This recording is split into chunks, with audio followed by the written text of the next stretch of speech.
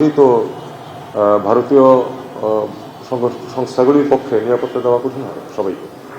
সেই হিসাবে যে আমরা আসলে খেলবো, কিন্তু ভারতের বাইরে খেলবো যেখানে এই সমস্যা হবে। আর তো কিছু নাই,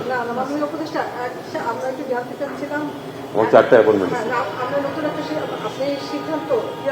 সিদ্ধান্তটা সমর্থন করছেন, একই সাথে ভারতের সাথে আমাদের বাণিজ্যিক সম্পর্ক বাড়ছে, তেল আমদানি করা হচ্ছে, চাল আমদানি করা হচ্ছে, আমাদের কি সম্পর্কে কোনো প্রভাব পড়বে কিনা এই ভারতের এই প্রশ্ন তো বৎসরাধিক কাল ধরে আপনারা করছেন এবং আমি দিয়ে যাচ্ছি।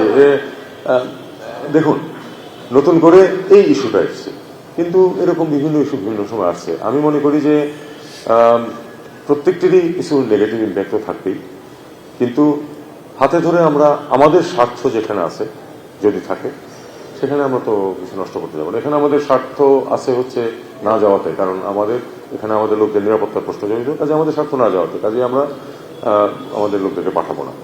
কিন্তু যদি আমাদের চাল কেনাতে যদি স্বার্থ থাকে, যদি আমরা কম দামে পাই এবং আমাদের কিনতেই হয়, তাহলে ভারত যদি আমাদের কাছে চাল রপ্তানি করে, আমরা যদি কিনি, ব্যবসায়ীরা করতেছেন, আমি কোনো সমস্যা নেই। সেটা হচ্ছে কি, বাংলাদেশে নির্বাচনের আগে ভারতীয়দের জন্য কি টুরিস্ট ভিসা স্থগিত করা হয়েছে নাকি এটা বন্ধ করা হলো?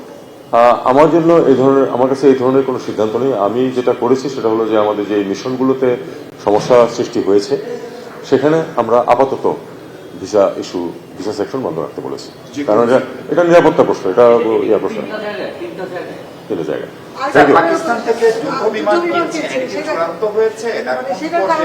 এটা আমি আজকেও বলতে পারবো না, আসলে এটা নিয়ে কথাবার্তা চলছে, যখন হবে আপনারা নিশ্চয়ই জানতে পারবেন।